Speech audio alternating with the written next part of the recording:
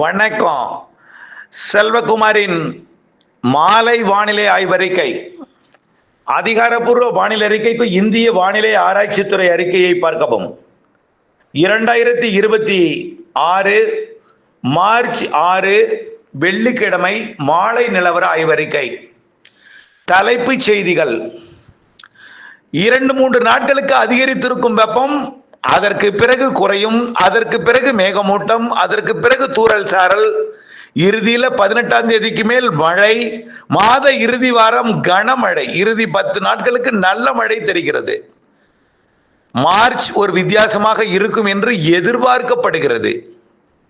நாம் நீண்டகால அறிக்கையில் கொடுத்தபடி 8ஆம் தேதி ஒரு 8லிருந்து 15க்குள் ஒரு நிகழ்வு, 15லிருந்து 22க்குள் ஒரு நிகழ்வு, மாத இறுதி வாரம் ஒரு நிகழ்வு என்று அடுத்தடுத்த நிகழ்வுகள் இருகாற்று இணைவை ஏற்படுத்தி மழை மேகங்களை உண்டு பண்ணுதலும், மழை சாரல் தூறலையும், அதற்கு பிறகு நல்ல மழை பொழிவையும் கொடுக்க போகிறது. எங்கே எப்படி என்பதை பார்ப்போம். தற்பொழுது உயரழுத்தம் நீடித்துக் கொண்டிருக்கிறது. அந்த உயரழுத்தமும் சற்று விலகுகிற காரணத்தினாலே தாழ்வழுத்தம் இல்லாமல் தெற்கு காற்று நுழைய இருக்கிறது. தெற்கு காற்று நுழைவதன் காரணமாக, அதாவது அதில் இருக்கக்கூடிய நீராவி இருகாற்று இணைவு ஏற்படாமல் மேகமூட்டங்கள் உண்டு பண்ண சாதகம் இல்லாமல், நாளை ஒரு நாள் அதில் இருக்கக்கூடிய ஈரப்பதம் வெப்பத்தால் லேசாக்கி மேலெழுந்து கர்நாடக எல்லையோர மாவட்டங்கள், ஆந்திர எல்லையோர மாவட்டங்கள் மற்றும் கேரள எல்லையோர மாவட்டங்கள், உள் மாவட்டங்களுக்கும் கொஞ்சம் வெப்பத்தை அதிகரித்து காட்டும், அதிகரித்து கொடுக்கும். அதாவது நாளை வேலூருக்கு 101 டிகிரி 102 டிகிரி வரை போகும். ஈரோட்டுக்கு 100 டிகிரி தொடும். அதே போல திருப்பூர், கோயம்புத்தூர், ஈரோடு, கரூர் போன்ற மாவட்டங்கள்ல 100 டிகிரிக்கு நெருக்கமாக அமையும். அதாவது 98.6 டிகிரி ஃபாரன்ஹீட் வரைக்கும் எட்டும் பல இடங்கள்ல. அதே போல தென் மாவட்டங்கள்ல 37 டிகிரி அதாவது 98.6 டிகிரி ஃபாரன்ஹீட் வரை எட்டும். ஆக கண்டிப்பாக சில இடங்கள்ல 100 டிகிரி 101, வேலூர்ல 102 கூட வாய்ப்பு இருக்கு. இது நாளை ஒரு நாள் மட்டும்தான். இன்றைக்கும் நாளைக்கும் தான் இந்த உச்சபட்ச வெயில் சொல்லியிருக்கிறோம். 8ஆம் தேதி அப்படியே கொஞ்சம் கொஞ்சமாக குறைய தொடங்கும். 9ஆம் தேதி நல்லாவே தொடங்கினோம். 9ஆம் தேதியே மேகமூட்ட தூறலுக்கு வாய்ப்பு இருக்கு.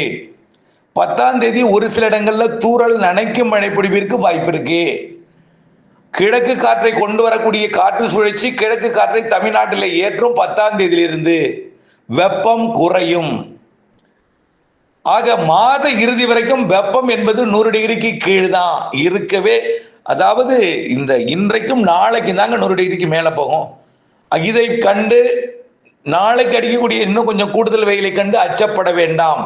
வெயில் பெரிதாக இருக்காது. மார்ச் 2வது வாரம் கொஞ்சம் வெப்பம் நல்லாவே தனியும். 3வது வாரம் இன்னமும் தனியும். 4வது வாரம் நல்லாவே தனிஞ்சிருக்கும். 4வது வாரம் சில நாள் மழை காலம் போலவே மாலை இரவு மழை காணப்பட போகிறது. எல்லா மாவட்டங்களுக்குமே அது தெரியுது. அதாவது செட் ஆகிறதை பொறுத்து மாறி மாறி வடகடலோரம், ஆந்திர எல்லையோரம், கர்நாடக எல்லையோரம், வட உள் மாவட்டங்கள், டெல்டா, மேற்கு மாவட்டங்கள், உள் மாவட்டங்கள், தென் மாவட்டங்கள், தென் மாவட்ட மேற்கு தொடர்ச்சி மலை, கண்டிப்பாக தென் மாவட்ட மேற்கு தொடர்ச்சி மலை, கேரளா எல்லாம் நல்ல மழை இருக்கு. அது முதல்ல வெப்பம் குறைதல் 8ஆம் தேதிக்கு மேல. 10ஆம் தேதியிலிருந்து இன்னும் கொஞ்சம் குறையும். 15ஆம் தேதியிலிருந்து நல்லாவே குறையும். 10ஆம் தேதிக்கு மேல மேகமூட்டமும் சொல்லிட்டேன். மேகமூட்டம் இருக்கும். ஆங்காங்கே தூறல் வானிலை, நனைக்கும் மழை வானிலை கொடுக்கும். 13ஆம் தேதிக்கு மேல அங்கங்கே லேசாகும், பெய்ய ஆரம்பிக்கும். ஆனால் பரவலாக எல்லா இடத்துக்கும் 13ஆம் தேதி கிடைச்சிடாது. 15ஆம் தேதி கொஞ்சம் லேசா மிதமா ஆங்காங்கே பெய்ய ஆரம்பிக்கும். 16, 17 இன்னும் கொஞ்சம் பரவலாகும். 18ஆம் தேதியிலிருந்து மிதமானது முதல் சற்று கனமழையா மாறும். 19, 20 நல்ல மழையே இருக்கு.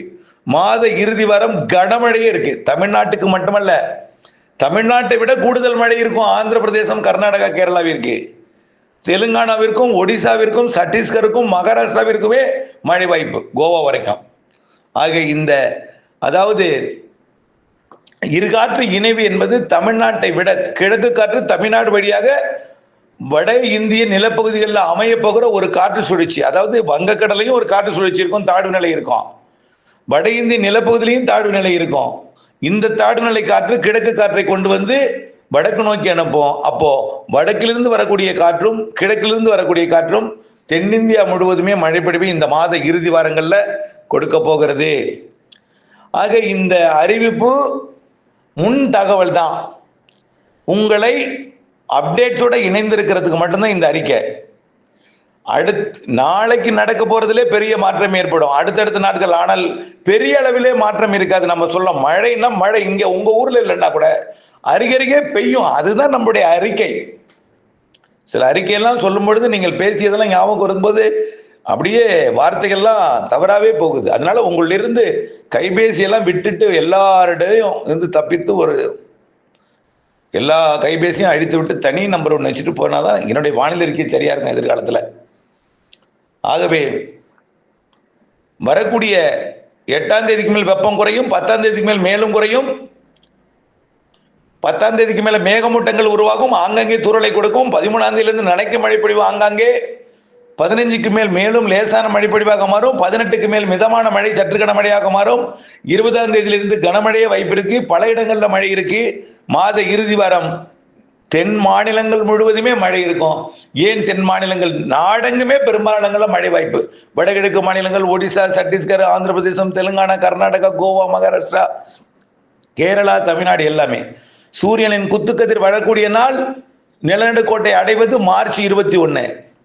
மார்ச் 21 அடைந்து அப்படியே வடக்கு நோக்கி வந்து ஏப்ரல் 10 தேதி வாக்கில எல்லாம் அது குமரி முனையை தொடும். ஏப்ரல் 17ல டெல்டா வழியாக பயணிக்கும்.